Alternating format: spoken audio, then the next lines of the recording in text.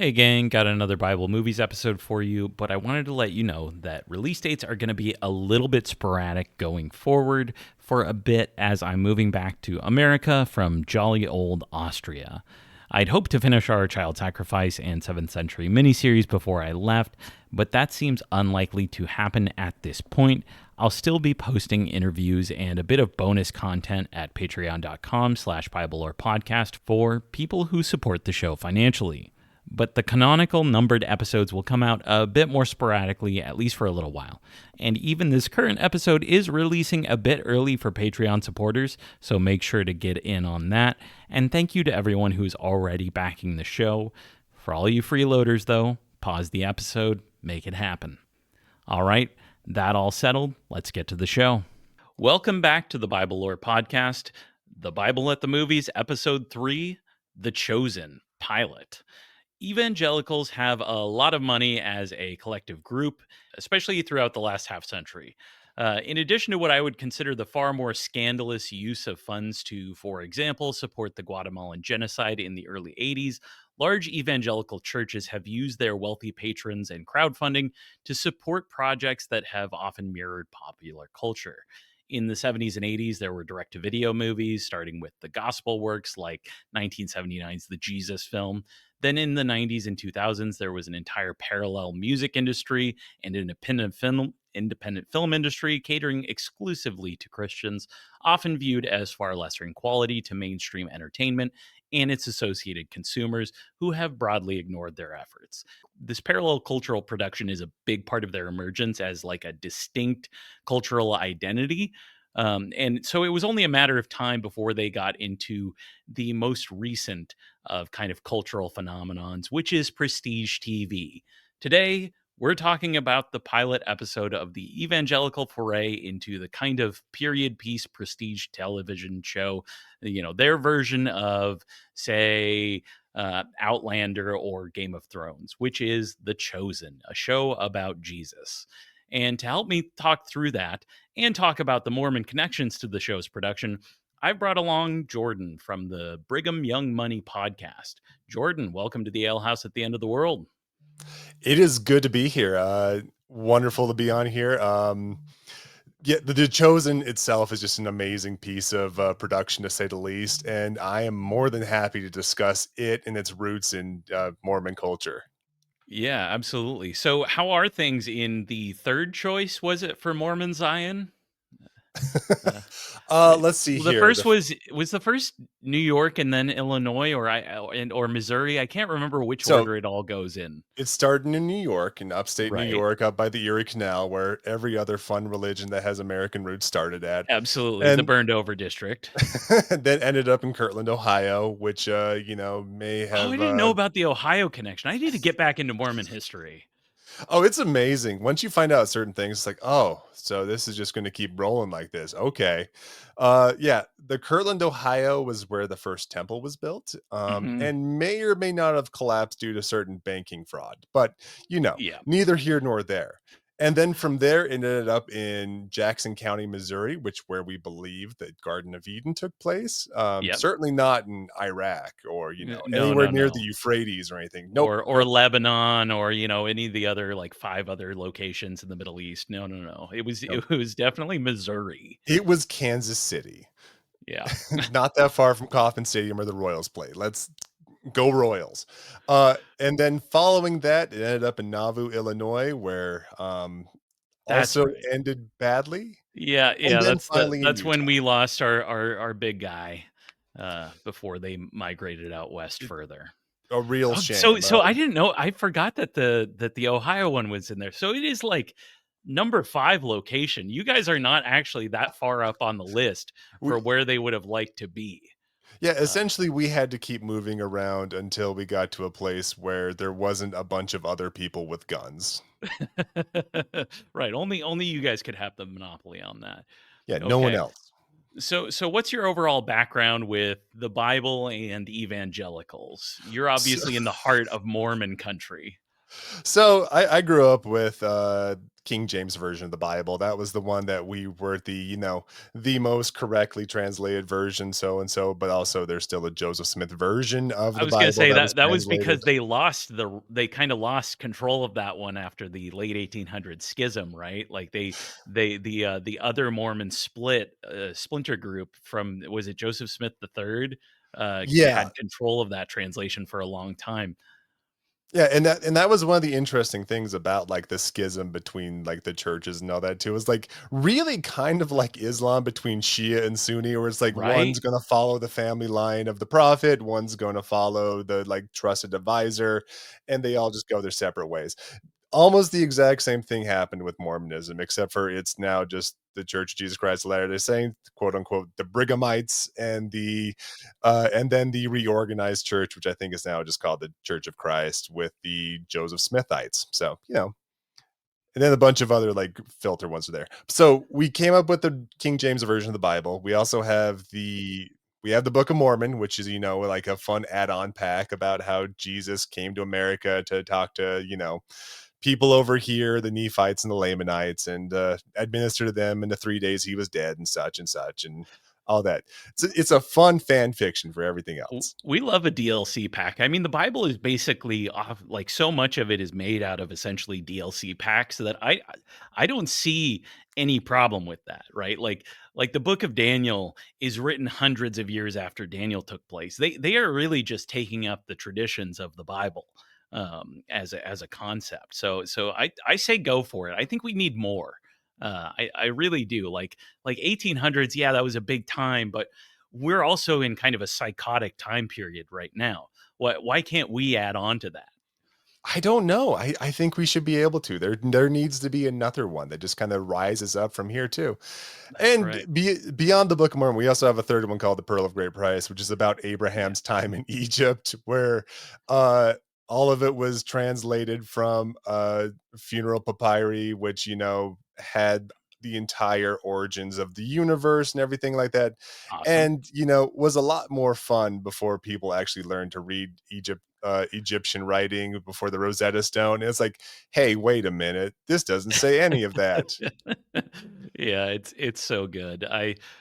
Um I've had Dan McClellan on my podcast before, and he's so great because even he will make fun of the a lot of the stories of Mormonism and like make jokes about like the golden plates and stuff like that. It's really like I I respect almost Mormons who can kind of just enjoy some of the community aspects and then just maybe enjoy the little in jokes about maybe this wasn't so maybe this wasn't so divinely inspired. Yeah, it's like at a certain point, like I don't necessarily attend anymore or anything like that, but No. like I'm not like a bomb throwing like ex Mormon or anything like that who's angry about it or anything. I've never understood that mentality to a certain extent, because I feel like at a certain point the church does certain good things when it comes to like building community with people, uh, add giving sense of belonging to a lot of people, and I think that's important for a lot of people to have. And also, I'm way more into like Mormon theology than I was before, because it's interesting as can be. It's so much more interesting when you can enjoy it without having some sort of need to either defend it or like polemicize against it. Like all of these things Absolutely. are so fascinating when you put them into their history and don't like force yourself to like argue for or against it as some kind of cudgel against your enemies. It's so much better to kind of be able to approach it from like a neutral perspective of like what the hell is actually going on here? What are these people thinking in whether it's the 1800s or as we'll talk about a bit today, the first century CE.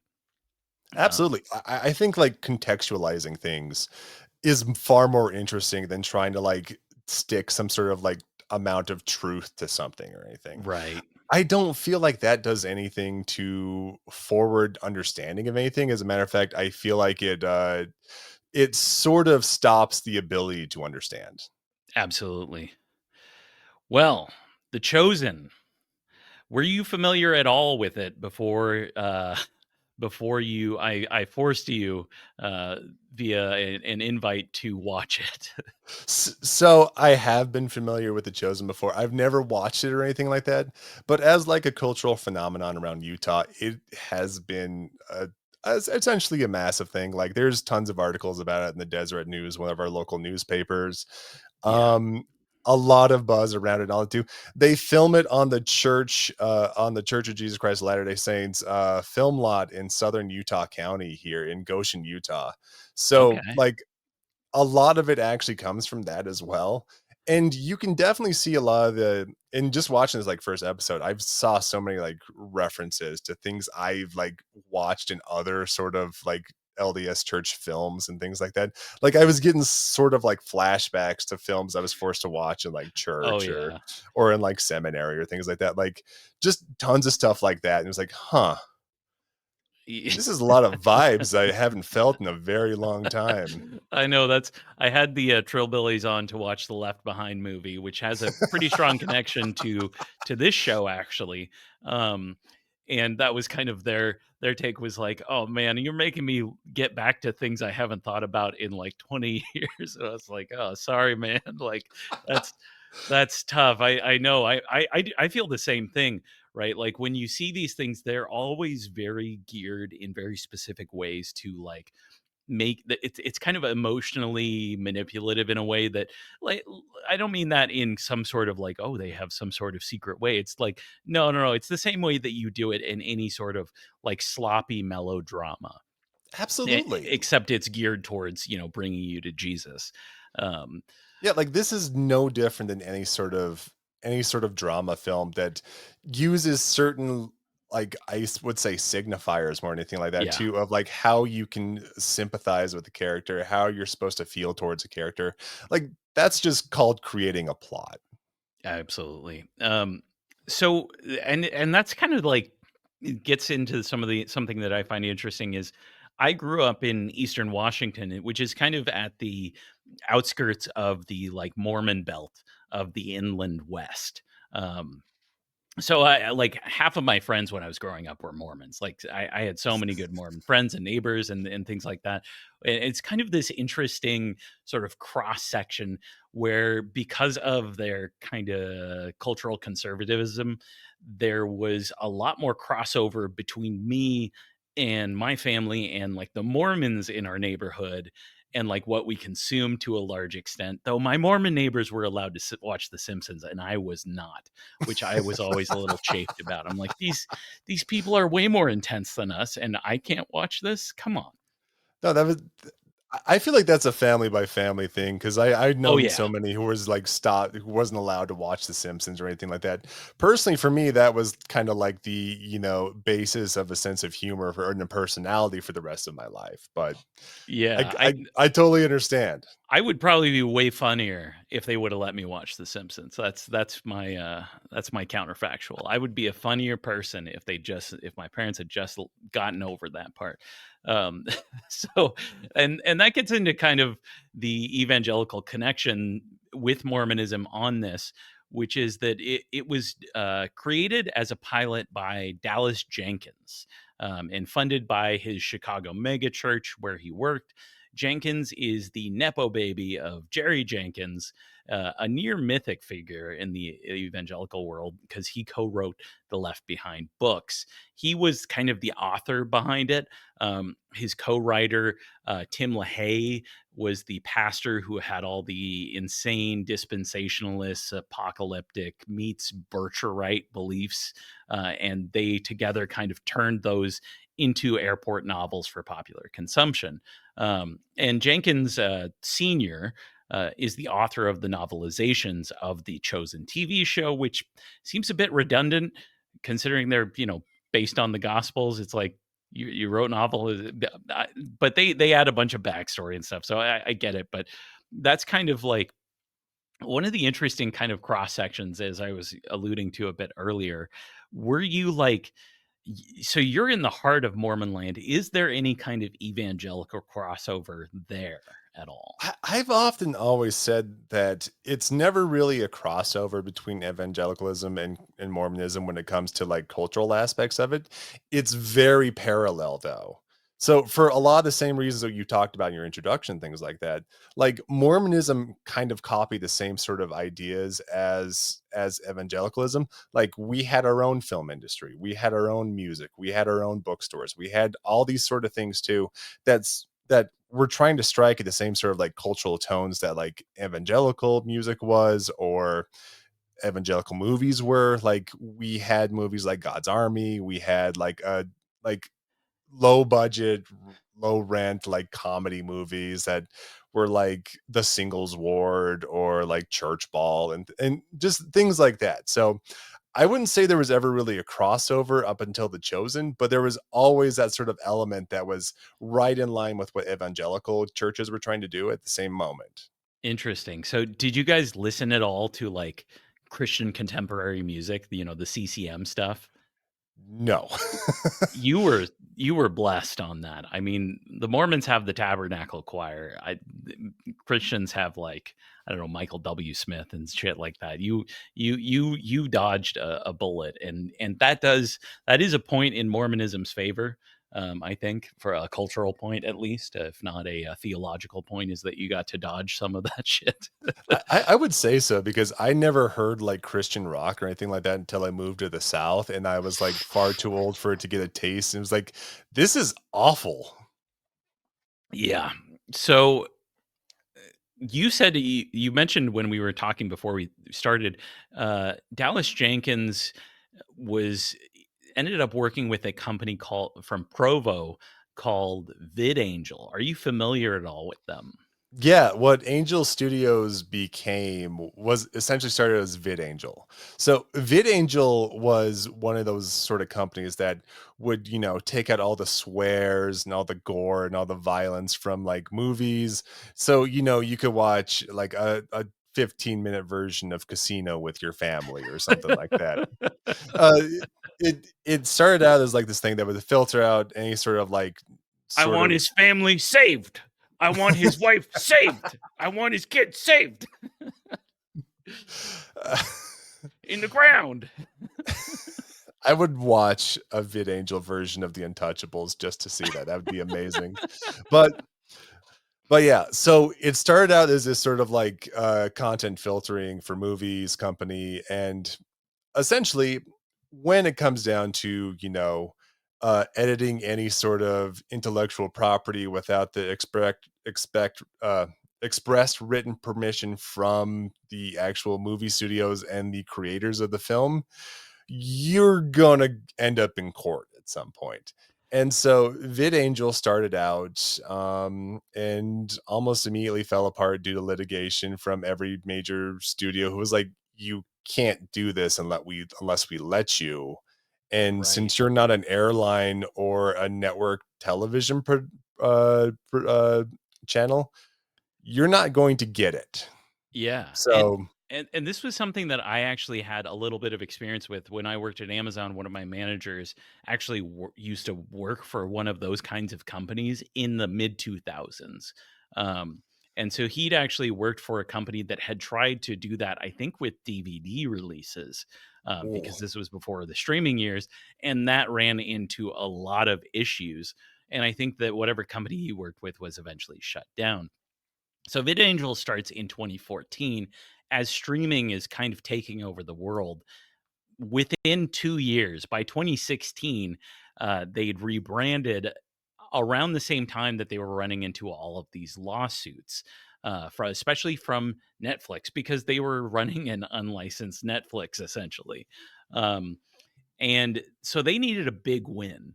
They suggested releasing the pilot when they worked with Dallas Jenkins, the son of Jerry Jenkins. And he was a little skeptical, it seems, which seems a little, feels a little like overly skeptical. I don't know if there's myth making in his telling of these events because, like, getting a big budget version of the Jesus story as a as a premier prestige TV show seems kind of like a no-brainer, and it was. When they did their crowdfunding, it was a huge hit after they released the pilot. It's, obviously, the massive built-in financial incentivizing of evangelical churches. Um, I mean, if there's any community left in America, it is kind of evangelicals on Facebook, and 2016 was a big year for them, obviously, with the whole like Trump thing coming around. It was like by that point, I that's when I left Facebook. Like that was the year that I was just kind of like, all right, I think I'm done with this. Um, and that was the same year that The Chosen was doing their big crowdfunding campaign. It was huge. Since then, the show has gone on to make 40 full episodes. It's had distribution rights acquired by the CW and then Lionsgate, and then recently Amazon MGM. They've released a few of the episodes as movies in theaters and grossed over $120 million. That's not Marvel money, but for a TV show, for something crowdfunded like that, that's a pretty good haul. Um, so let's talk about it. Jordan, first thoughts on The Chosen pilot, all 18 minutes of it. Well, I have to start that the beginning part of it too with the anger towards like the Romans and all that too. Like it had a very sort of like Monty Python, what have the Romans ever done for us sort of moment to it. And it's like, Yeah. oh wow, you're still really mad about Pompey Magnus and Sulla seizing Jerusalem, huh? Yeah. And what's funny about that, so first things first, I couldn't even get past the production credits without kind of chuckling because they called the film production company Come and See. And I get that that's from Revelation, but like if you're not like only familiar with the Johnny Cash "Man Comes Around" song or something like that, all you're gonna think about when you hear "Come and See" is a Belarusian teenager with a gun pointed at his head by a Nazi and looking at a camera. Except now you're watching the product of that camera. That's what I felt like. Is Yeah. I am the kid in "Come and See," but the camera's pointed the other way, and I'm watching. I'm glad I wasn't the only one who had that thought too, because once I saw that too, I was like, huh, I don't know if I'd want to associate my high budget Jesus show with the Einsatzgruppen, but I To each more their power own. to them. Yeah, it's certainly something. It was almost a perfect metaphor for this.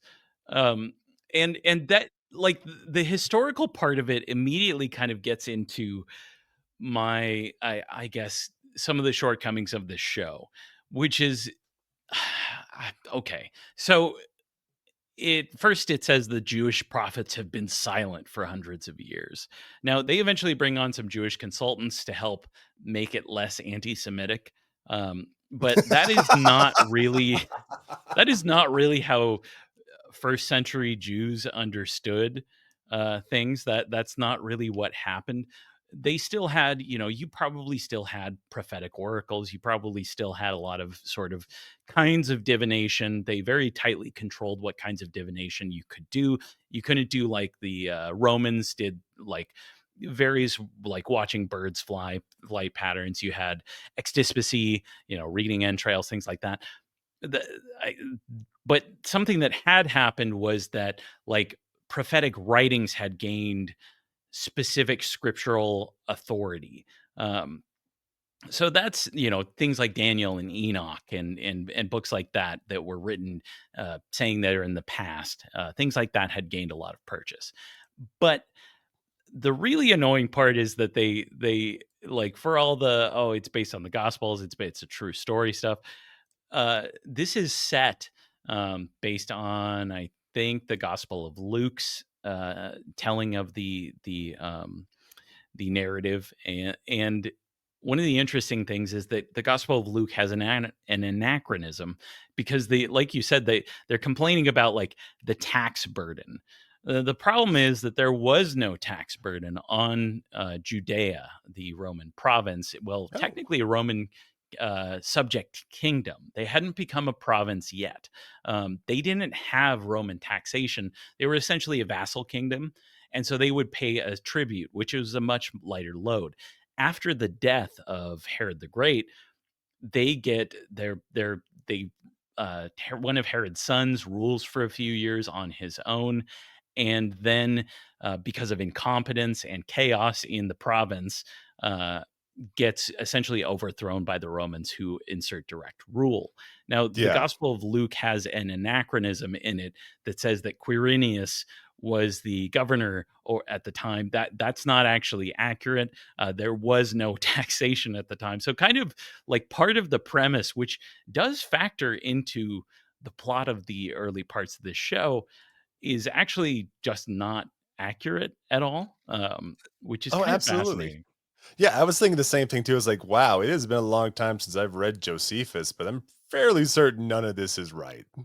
No, you're straight up like that. That's exactly the problem. Is that Josephus notes that this happened after the death of Herod the Great, and Luke is probably working somewhat from a little bit after Josephus. So that's a whole thing. Yeah, they Um, didn't really have, Wikipedia back then too, and it's not like the no, records in Jerusalem were really all that great after Vespasian and Titus came and then sacked the city, so exactly. It is very much kind of like I don't know. That kind of gets into it. I wonder, part of me wonders if that is a bit of like modern ideology seeping through, a little bit of libertarian taxation type oh, stuff. I absolutely thought that too, is the tax burden so high, it's Yeah, like, yeah. you didn't even belong to the republic for, like, another 70 years, like, what are you talking about? Yeah, it's I mean it was bad in whatever like 5 CE or whenever the Romans eventually took direct control before there was a brief restoration of the Herodians, whatever. So there is some of that in the interceding years, and that does give rise to protest movements, which are kind of the background of the Gospels, right? That is like they are still pissed about that, and they do see that as part of the story of why they were so upset with the Romans. But it's not accurate.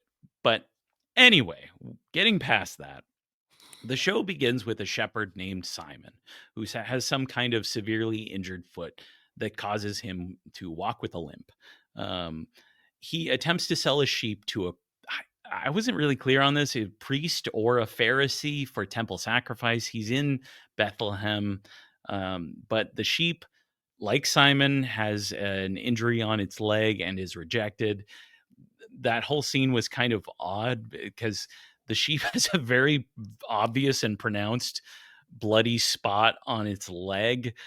So I guess like is Simon just a really bad shepherd that he didn't notice that? Like what that was I don't Yeah, I don't know. know. I feel like that was just, like, some creative storytelling to get to the points, like, Yeah. uh, this is a quick metaphor of me. Yeah. It's very in your face. They can't help but kind of clobbering you over the head with it.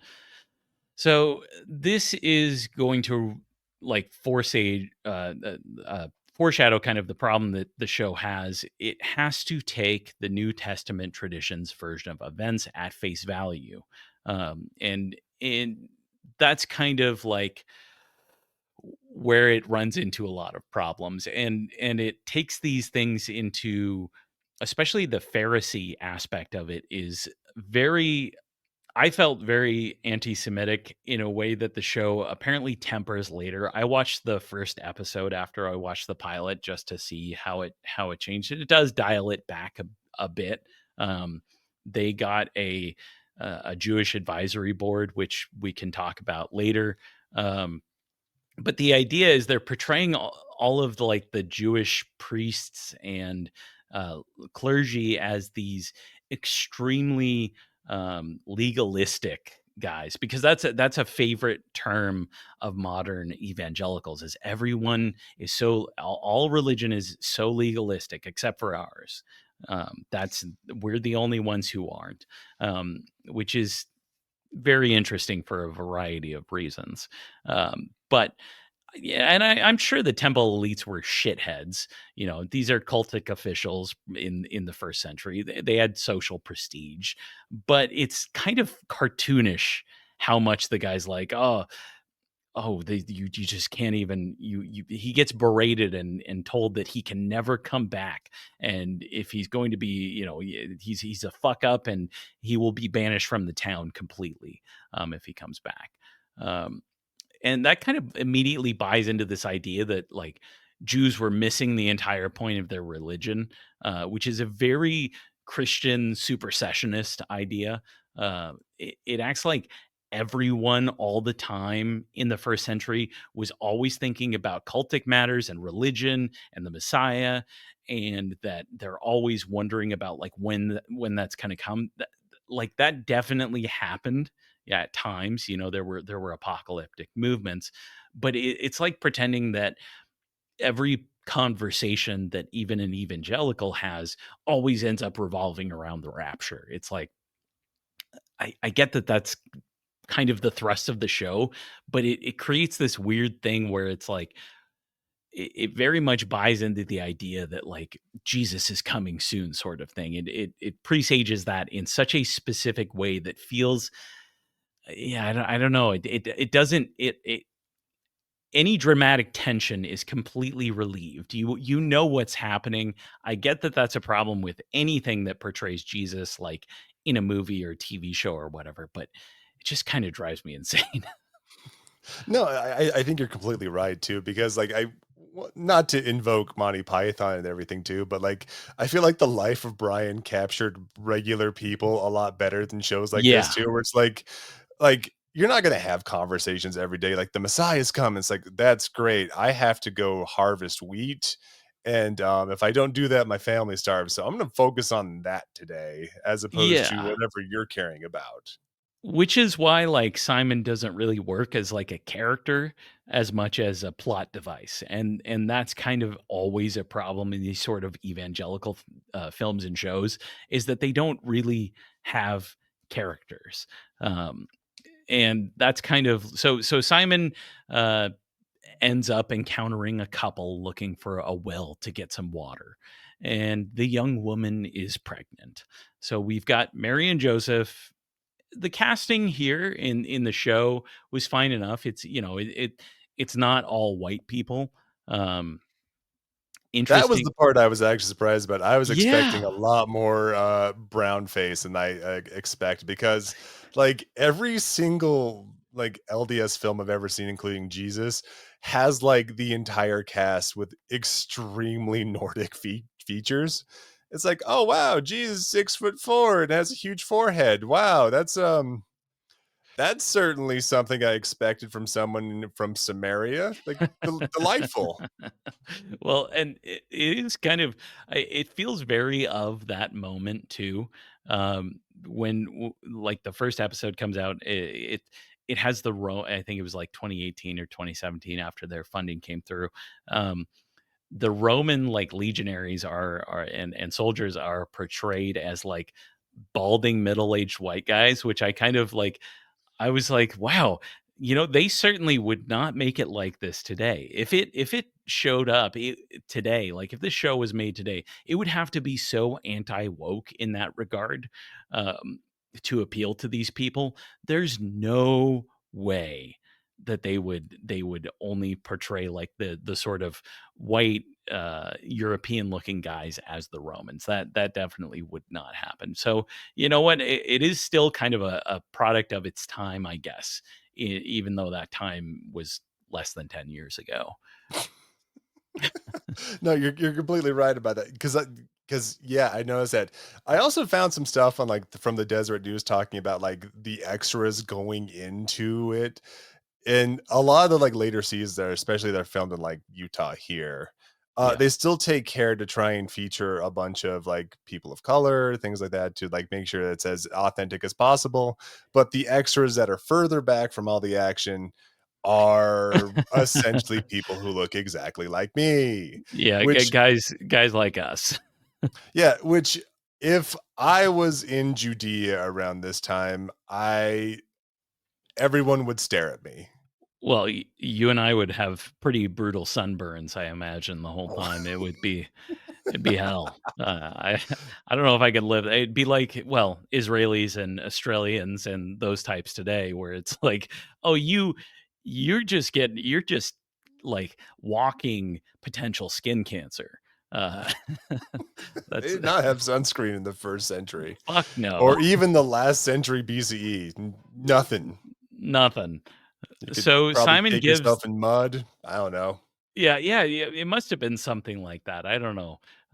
Big I always hats. wonder if there was someone yes, yeah, that's totally it, you know? That's what I could have loved would have loved to see for the Roman legionaries. Give them big ass hats.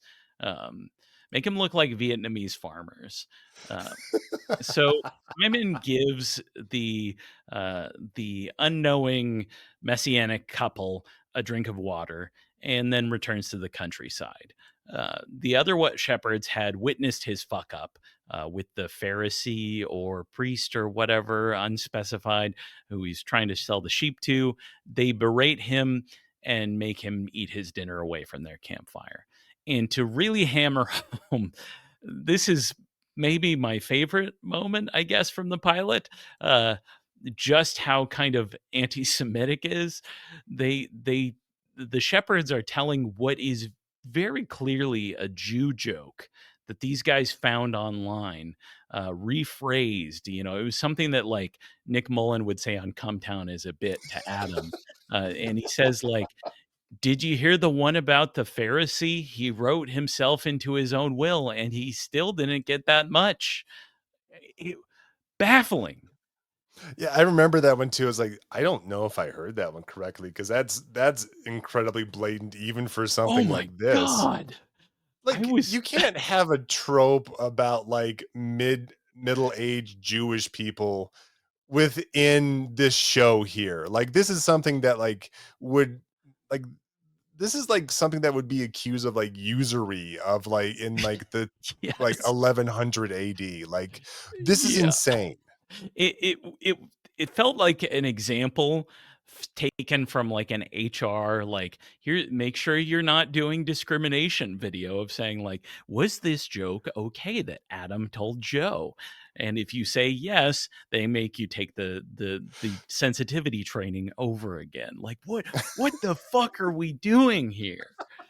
I have no idea. It's like what are you talking about?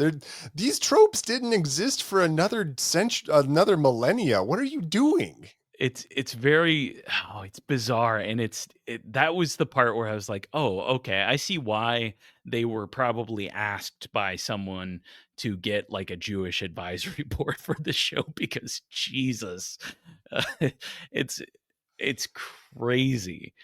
Um, and this is, I think, about the point where I sped it up to 1.25 speed, because, like, that part, I was like, "Okay." But everything before that, and after is just like it's so much B-roll footage and like what feels like stock footage from around where they were filming and kind of their sets to show them off.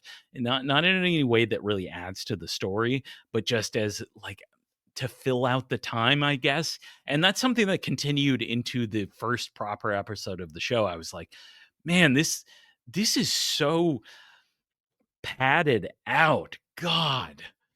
Yeah, it felt like they were just like cutting footage from like Mediterranean travel boards into this too. It was Oh, like, come see, I don't know, some city in Greece or something like that, too. It's kind of right. close. Come see Bulgaria. Come see Southern Turkey. Uh, yeah, that's this is especially important to speed it up if you do watch this, which I don't recommend. Uh, but Yeah, they oh, go ahead. I was about to say, if you have to speed up in an episode that's 21 minutes long, you're Oh, having a great time. I watch like 3-hour movies. You know, Stalker is my favorite movie. I love Tarkovsky and stuff like that. And this felt so much longer. You know, it was brutal.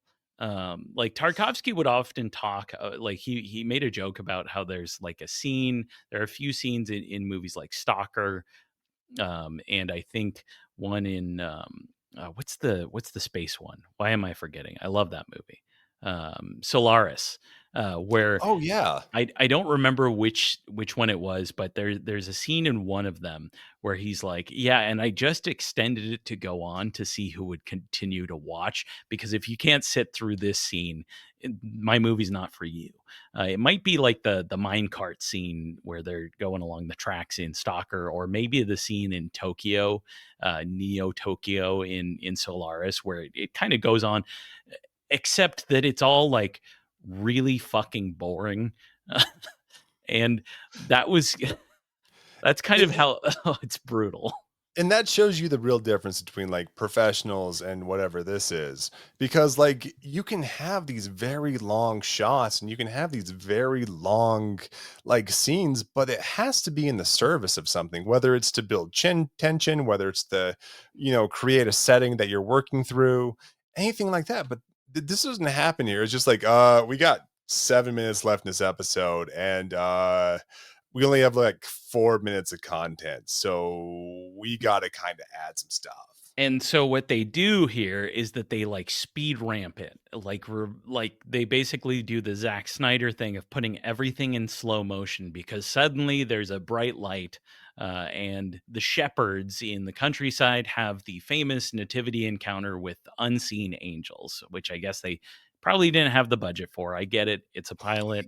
It's, I respect that, because that if they'd put that scene in, if they'd made some dude dress up as a big guy, that it would just instantly be like you'd be able to see through that. I get why that shows a certain level of restraint that I almost respect here.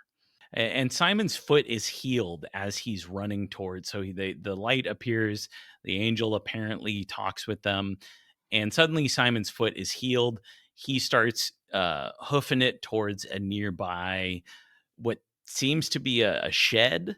I don't know if they just reused a shed constructed by someone in the 1930s in Dust Bowl, Oklahoma. Like it seemed left over from that. Yeah, it definitely seemed like an A-frame sort of construction as Yeah, opposed to like a shack I would have expected yeah, from like before Common Era, like Bethlehem. Like yeah. No, what? they would look like kind of, maybe unhewn two by fours kind of stuck together. But I'm like, Throw someone. some branches up against it. It'll look rustic. No Just do it. kidding. Like you gotta come on. Like that's too clean of an edge. I feel like I'm at the sawmill in Twin Peaks here. Like, come on. Uh, it was baffling.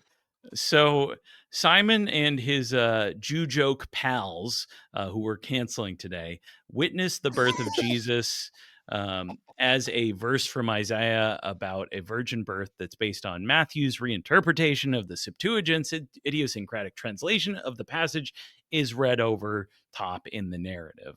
So this is Isaiah 7, the famous verse, which originally in the Hebrew text read something like, "Therefore, Yahweh himself will give you a sign.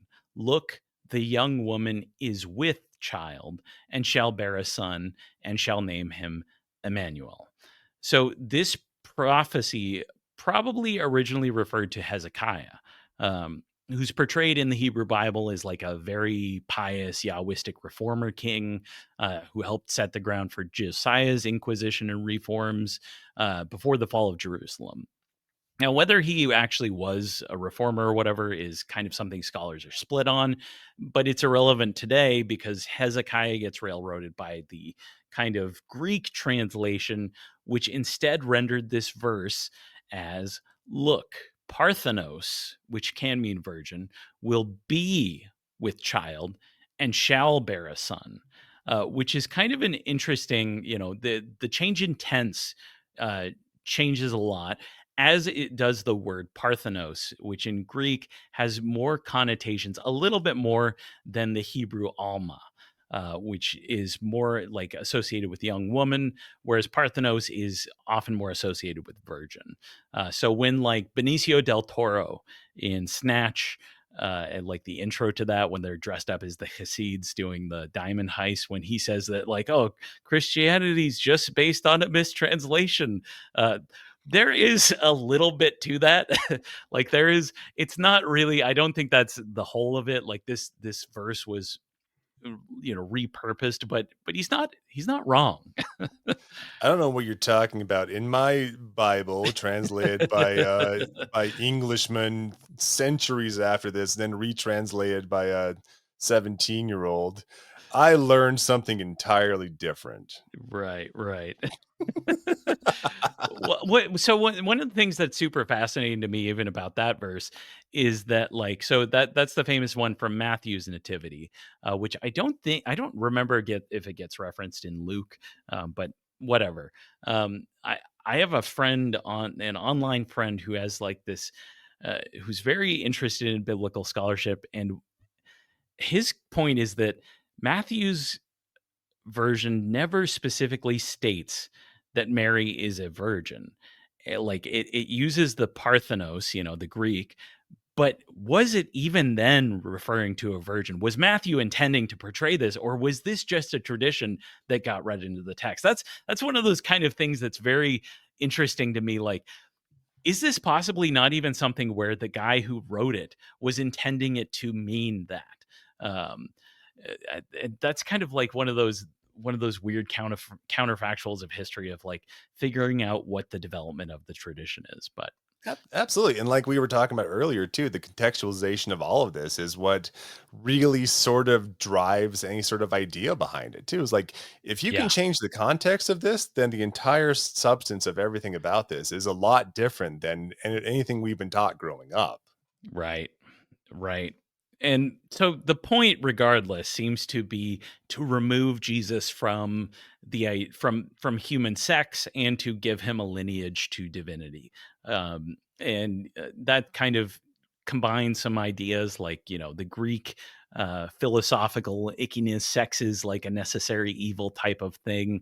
And that was inherited by a lot of Greek Christians and broader non-Jewish Christians, and they ended up like, castration was a big deal. Like they really took the anti-sex polemics in the New Testament very seriously. That's the first order of business at the Council of Nicaea, is like, okay, we need to forbid people from doing cultic castration, because it's making us look weird. This is not a good thing. We have to be able to make kids.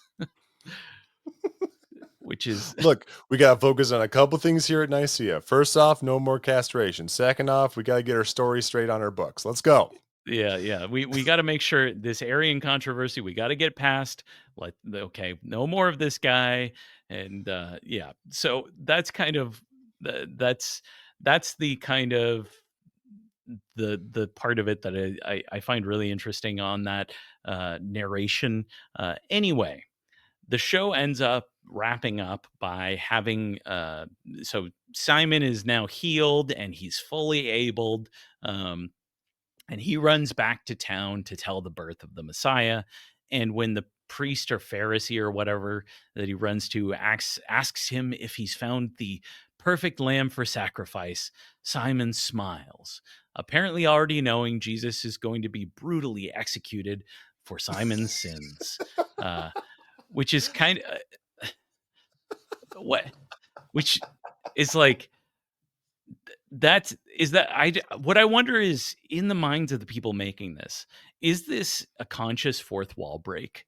Is this them winking at the camera, that like, or do they think, have they even considered whether this character would understand that?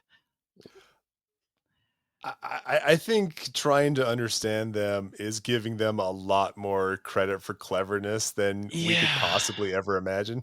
Because this is just like the quick little, like, sort of wink, like, guess what? We won. And Yeah. that's literally it. Like if you try and actually like try and extend that sort of like that sort of like thinking to it too, is like, oh yeah, he's smiling because this brand new baby he just met and is feeling really happy about is about to go through probably the worst suffering ever known to man. So, It, you know, smiles. which is it's so bizarre. Like I understand, like I've been told this show is pretty okay. Like people in some of the I am in biblical scholarship circles just to kind of, which is kind of weird for me because it has some crossover with I don't know. I typically run in kind of lefty circles of shit posters online who talk about poop a lot and make jokes about poop. Um, and this is kind of one of the weird things that I've seen people recommend these shows, academic and being like, oh, it's at least interesting. And I'm like, okay, watch it. What I'm seeing on the screen is not much depth actually. Like there is it that was not a terribly thoughtful way to end this in a way that I would hope for from a like a good show, like something that I'm going to continue watching. It's Like it's literally the Joe Biden meme where he smiles and it cuts to Michael Bay. Like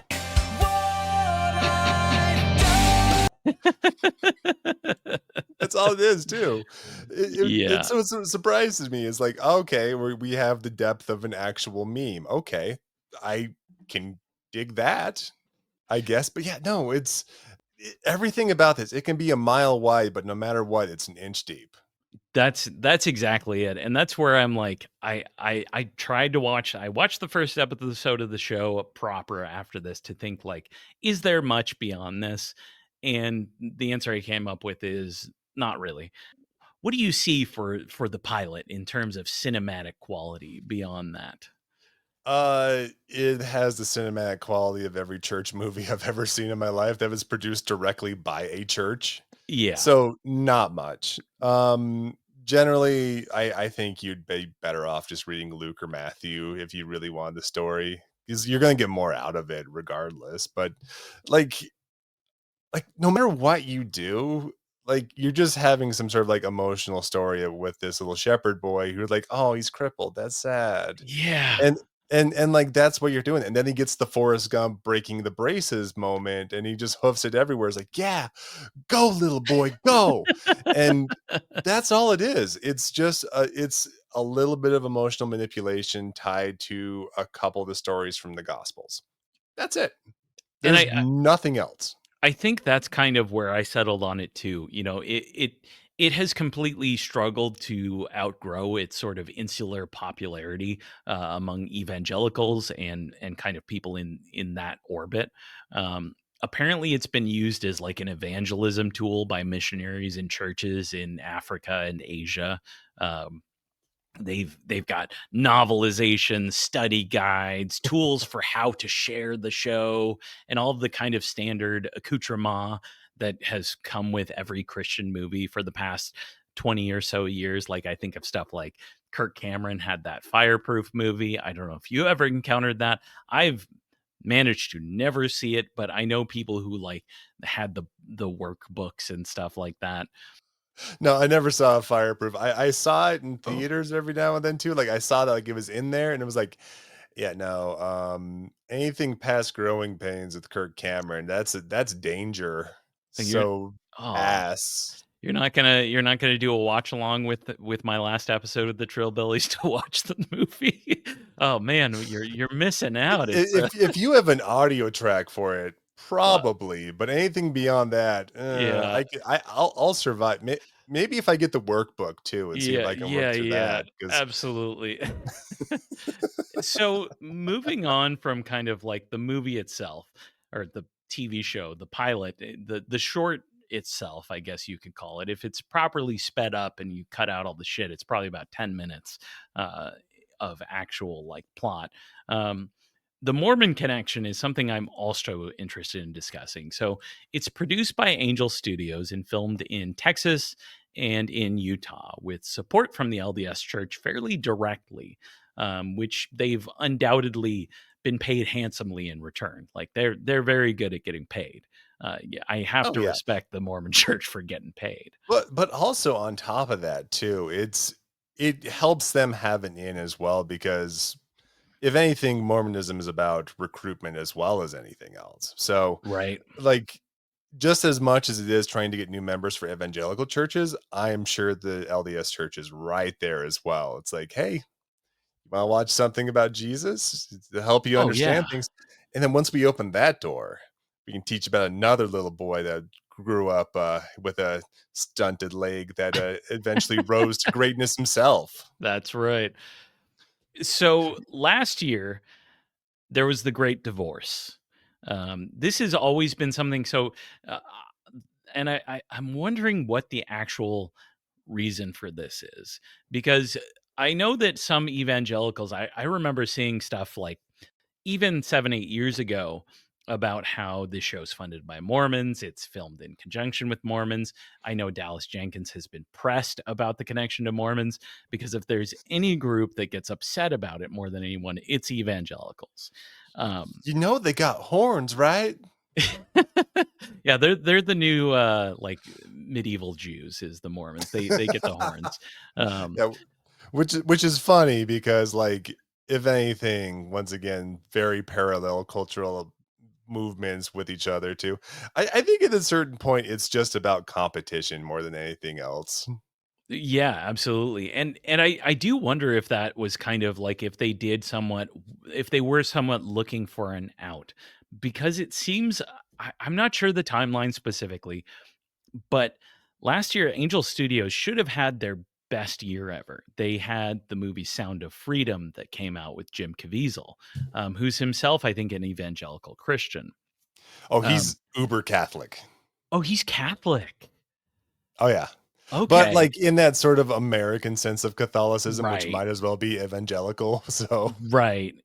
That's interesting. I hadn't looked into him. That's a miss on my part. But there is actually, well, I mean, it's talking about that too. Like there is actually like a thread between all of that that's kind of interesting because like as like I would say like Christianity in America becomes a little bit more nationalized with like, fervor, like all of those different religions are kind of like intertwining a little bit more for like a sort of I don't know if it's like necessarily like an ideological bend, but I'm seeing a lot more of like a blending of traditions between all of them.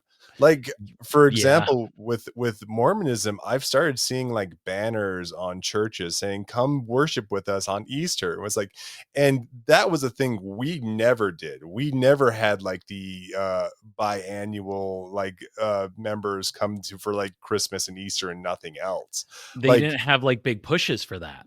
no, because you're Wow. expected to be there every week or anything like that. Like you talked about like legalized or legalization within like religions with like very sort of like coded rules and things like that. That's Mormonism to a T. There is a lot of Oh rules yeah. and there is a lot of hierarchy there.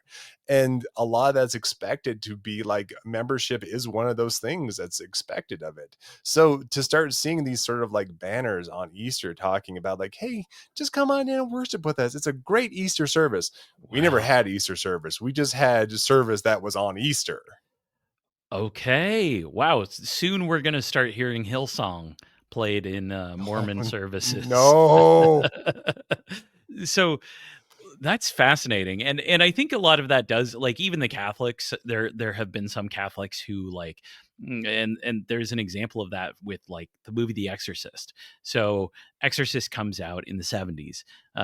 The Catholics say no, no, no. That's not quite right. We're not really into all of that. But evangelicals who were hitting their stride right at that moment and really coalescing in like the hippie hangover of the 70s, they start doing exorcisms and like doing the whole getting really into demon stuff. They had some of that already, but they really capitalized on it. And so, in response to that, some Catholic groups started doing some of that, and the Catholic Church kind of acquiesced to this social pressure to bring it back because they didn't want to miss out on that. And it's fascinating to see these kind of social interplays that play out in cases like that. I'm really interested in that. I guess it's kind of a long time coming, with the way that Mormon politics, both like, outright electorally and kind of socially, like the social dynamics of it, have seen them really growing kind of close to evangelicals in a lot of ways. Um, like I think Felix and the guys on the Seeking a Friend miniseries for Chapo mentioned that Mitt Romney was one of the first ones to go full on like the full like racist anti-immigrant rhetoric. That is very much something that is very partnered with evangelicalism in a lot of ways, as like a social movement. Which is funny because like Mormonism for itself is not very like well within like the religion and all that too is not very tied to like nativism or like anti-immigration or anything like that too. As a certain level, like it tries to be a global church, but Yeah. now it like a lot of it has to get like walked back because it's a global church that also is like essentially tied to American conservatism in one way or another. I mean, we're only like The social realities on the ground end up superseding the like theological ideals behind it, you know, again with all the stuff we talked about earlier about like the different Zionism Zions and like all of the stuff for the eschatological aspects of Mormonism get superseded by political realities. absolutely. We're only like 4 or 5 like prophets of the church removed from like one that was a straight up John Birch Society member. So, Oh wow, I didn't know that. oh yeah, Ezra Taft Benson. If you read up on him, you'll learn a lot about the current moment of Mormonism. That's another tie between this and like the Left Behind stuff, because like I said, Tim LaHaye was very much, he was a John Birch Society member. That's where a lot of the rapture stuff and the UN stuff, conspiracizing, and it's all so absurd. That's where that all kind of comes together with some of the specifics of their eschatology, of their kind of end times theology. Yeah, Um, and uh, uh, like Mormon theology in itself is very sort of like apocalyptic as well too. I mean, it's right in the name too. Like Latter-day Saints yep. literally means, and like the anti-UN stuff has always been here. Like in the 90s, we famously had Laverk in Utah, like name itself as a UN free zone and things like that. It's Oh like, my okay, God. delightful. The UN was definitely coming into rural southern Utah. You showed them. So that's phenomenal. Yeah, I we'll have to talk later, but all the offshoot cults that have come off of it and little sectarian splits. There is so much like the Wikipedia page for all of these like end times sects is fascinating. I think Mormonism is like the you know I come from a Pentecostal tradition, so like Assemblies of God gave us so many of those kind of end times cults and you know Jim Jones and all of this stuff in the 20th century.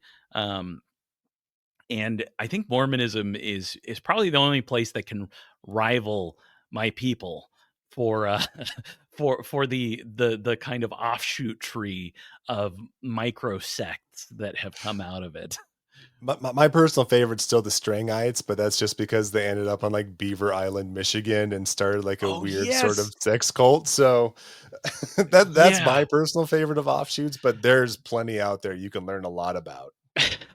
So this is where I wonder, was it the Mormonism, was it the money, was it the control over like creative license that led to the divorce between Angel Studios and Come and See Productions? um I do think that they took a good opportunity because last year, um after the Sound of Freedom movie came out, Tim Ballard, who is a Mormon, and kind of I think a pretty solid connection between them and Angel Studios. He has his whole like fake we buy child sex trafficking victims and traffic them ourselves sort of thing.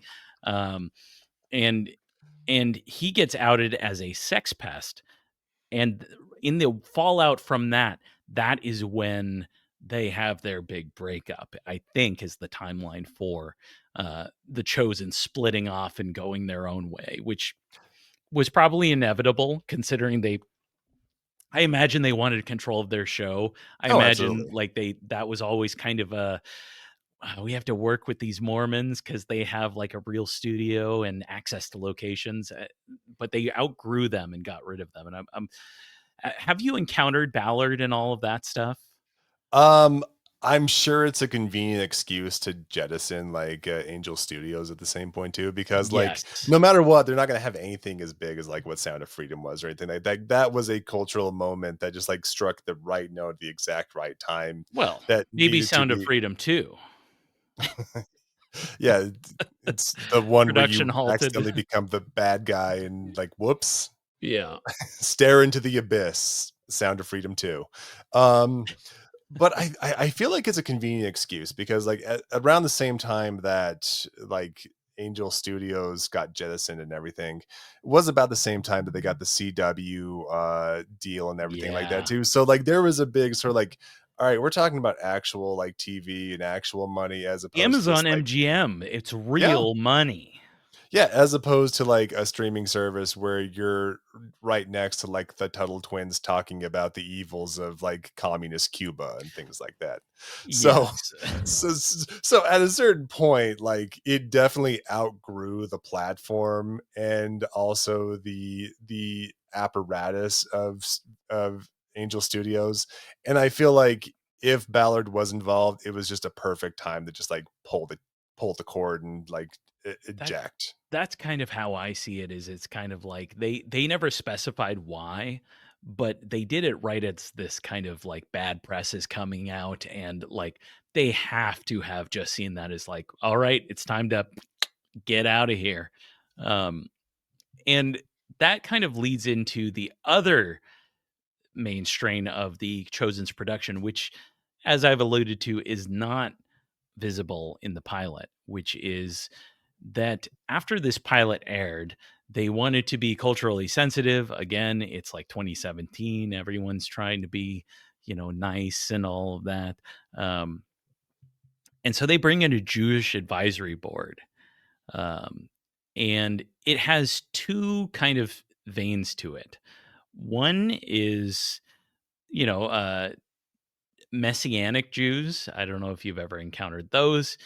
There's this guy, Rabbi Jason Sobel, who are basically just Christians who like do Shabbat stuff, I guess, and observe like Yeah, Yom Kippur and when you like said Messianic Jews, I was like, you mean Christians, right? yeah, that's it. It's Jewish flavored Christians, guys who think that and want access to Israel as a modern nation state. Um, and most of the Jews that I know personally just find them to be very annoying. Um, and the rest of that is the Chosen's own. The rest of the Chosen's Jewish Advisory Board was created in partnership with an organization called the Israel Center for Jewish Christian Relations, which you Oh will boy. probably not be surprised to learn is a Zionist organization that helps to further lobbying on Israel's behalf by strengthening ties with evangelical churches and the modern nation state of Israel. Ooh, Yeah, that's a lot. And I don't know, like you hear about things like that, and then you just think about like the real sort of bargain that really comes with like Israel tying itself to evangelical Christians because like the idea of the end of times through evangelical and also Mormon lenses too, because I'm sure like it's very similar. It's not good for Israel or Jewish people. right. And It's and really bad. and I mean that's the same thing for evangelicals and Mormonism. And so you end up with this kind of three-way tie between groups who have and at the end of the day, I don't know about Mormon views on this, but I think evangelicals might have the most brutal take on that eschatology. How do Mormons feel about evangelicals and other kind of Christians in the end times eschatology? Are we Um, making it? Am I making it through or not? oh goodness. Give it to me straight, man. This one's kind of hard to answer because it's one of those things where it's like you're gonna have a chance, but then it's like Okay. you might I get burn a in the fire chance? initially, but we'll manifest to you after you burn in the hellfire of it a little bit, and then you can rise up. Okay. Like Mormonism's kind in like the regards, like we'll give you a second chance in the spirit prison realm and everything, but yeah, it's not good for anyone besides Jews and Mormons in the end times for the most part Oh, too. Jews get spared. So interesting story. After the Battle of Armageddon and Megiddo or whatever they Yeah, yeah, call it, yeah. it's tons of stuff. Jesus lands on the Mount of Olives, splits it open, and then they see this, and then to save the Jews, and the Jews see him, and they see his wounds and realize what happens, and they all have to like beg forgiveness of it. It's kind of crazy. Okay. Wow, that's actually a lot more friendly, I think, than most kind of like Left Behind style modern Yeah, eschatologies around that. yeah. Wow. Okay, so I was right. Evangelicals are the meanest motherfuckers. Um, and Yeah, I'll give and you that. and and so I think that's why they can continue to overlook some of the anti-Semitism that I think is always going to be present in a production like this, Yeah. because at the end of the day, that's everyone's kind of getting something out of this, right? These Zionist organizations have tours of West Bank settlements, uh, Oof. yes, for Christians that go into occupied Palestinian land, very specifically, and so they get that out of this, and they'll turn a blind eye to some of the more problematic elements of the show when it comes to that, while still maintaining often very anachronistic views of what first century CE Judea and Galilee were like. So like that's always kind of a thing that's in the show, like that I've seen scholars comment on, is that it looks a lot more like medieval and modern rabbinic Judaism than actual practiced which there's always going to be an element of that, right? We don't have a perfect picture of what it looked like at the time. And so you're always going to be kind of bringing in what you can reconstruct, but it's very much, they often bring in their own biases for that, which is not surprising.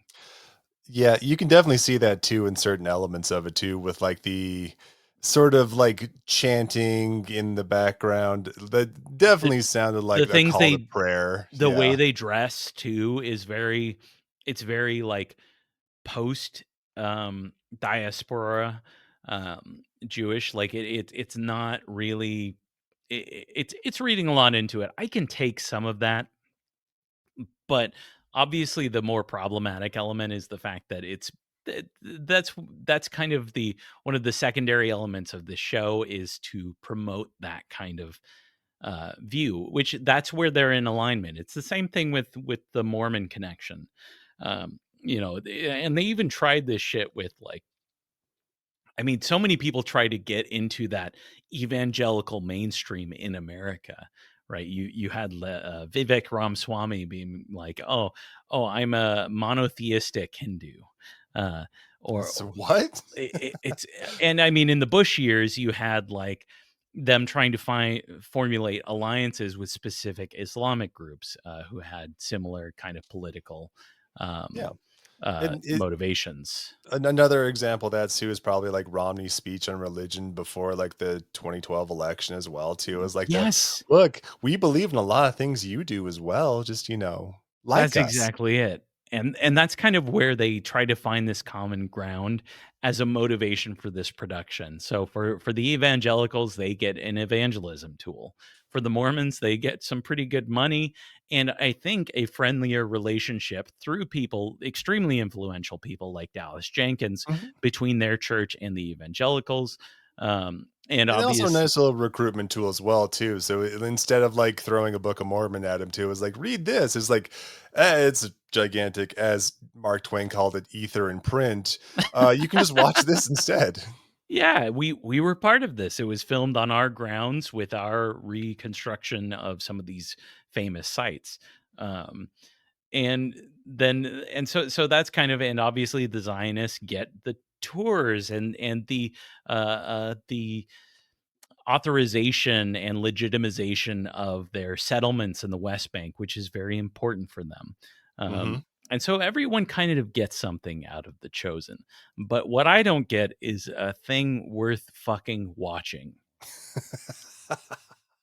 Yeah, that was a pretty brutal 20 minutes of trying to watch this. I was like, I can't with this. This is everything I always hated about church movies, but also now it's just on my phone as opposed to Oh, like through something I could sleep through. did you watch it on your phone? I did, yeah, because it just opened Okay. up the page. I was Bless like, you. I can watch this. Perfect. No, that's great. I think that's the ideal way to experience The Chosen. Do not put this on your TV. You've got like a 55-inch Sony or something like that with surround sound. Do not it The money's not on the screen, folks. It's not worth it. It's not worth it. Watch it if you have It's to watch this, which I don't recommend. Watch it on an iPod Nano from 2014. if you don't have an iPod Nano, the second thing is a grease smeared phone screen on 720p. Don't wipe that. Do not wipe that screen off, pal. You're gonna be in trouble. I will find out. Uh, like It Jesus, I will find out. it's technically a sepia tone to the Mm, sepia tone. that's right. It gives it sort of like putting Vaseline on the screen on the lens sort of look. Yeah, yeah. It That just might have helps everything It might out. have actually helped your viewing experience. Exactly. It might have helped your viewing experience to see it through that filter.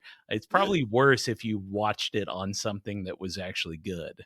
yeah, because like it just reminds you, like I could be actually using my time to watch something I actually want to watch. That's right. That's right. So, any closing thoughts on The Chosen? Its quality, its production. Well, I just have to say, I really enjoyed this experience, and I'm definitely going to keep watching the series. Maybe even subscribe to Angel Studio streaming service to catch No, all no, the no, no, best. no. Again, they're divorced now. You can't do Oh, that. darn it. Come and see Productions or whatever the fuck. Well, I already paid for the subscription. I guess I'll just God have to damn it! watch It's the Tuttle Twins learn about oh, taxation as theft or something. incredible. All No, right, don't watch this. that's Don't right. stream any of these further ones. This is terrible. Um, you're better off just like, I don't know, watching literally anything else. I don't You can watch those like unboxing videos Oh yeah. of like toys or something. That's kind of more interesting than this. Literally watching paint dry off of like a YouTube channel is probably better than this. Watch Mr. Beast. I would never recommend anyone to do that, but this is lower on the tier than Mr. Beast. I'm putting It's it below that. it's certainly Mr. Beast is less sadistic overall, I would say. Yes, When he yes. buries one of his friends for 24 hours, and if he comes out before then, he doesn't get the money. Yeah, I would say that's In a fairly apt comparison. If you were offered money for Mr. Beast, for a Mr. Beast contest, as much as I think that's terrible, if your choice is between watching the rest of this show and doing that for whatever amount of time, do that. All right, Jordan, where can people find you? You can find me on Twitter or Blue Sky at SLC Lunk. Yeah, I know it's a pun on SLC Punk, but also I've set the lunk alarm off at multiple Planet Fitnesses in my local area, so that is what I go with. Incredible. You can also find me at my podcast, Brigham Young Money. We talk about Utah cultural artifacts such as this, Yeah, and also a lot of like fun lefty politics when it comes to our local area. And if you think Mormonism is crazy, well, good news that we have a whole state about it. So hell you'll yeah. learn a lot. Yeah, it is one of it. Like Brigham Young Money. I've never been to Utah. I got to go someday, see the national parks and all of that. It is genuinely on my list, but it is one of the weirdest states. You've got based Mike Lee on Twitter, which is just any fucking, if your politician has based in his name, I'm sorry, you got to do something about that guy. That's all I'm going to say in our current political climate, but you got to do something about that guy. Oh, I know. We had Chris Wade come visit not that long ago because he was in I town saw for that. Yeah, Gilby Fest and all that too. So we met up with him a little bit too. And he's like, the one thing is like, I gotta go get swig. That's the one thing I need. I need the extra dirty soda and everything like that's that. He's right. like, well, good on you. Enjoy that coffee creamer soda thing that I Oh, can't stand because it just makes me ill. But I'm glad you enjoy it. But anyway, Utah, great place. fantastic. Yeah, absolutely. For sure. Listen to Brigham Young Money. Um, and for everyone else, I will see you next time on the Bible Lore Podcast. What I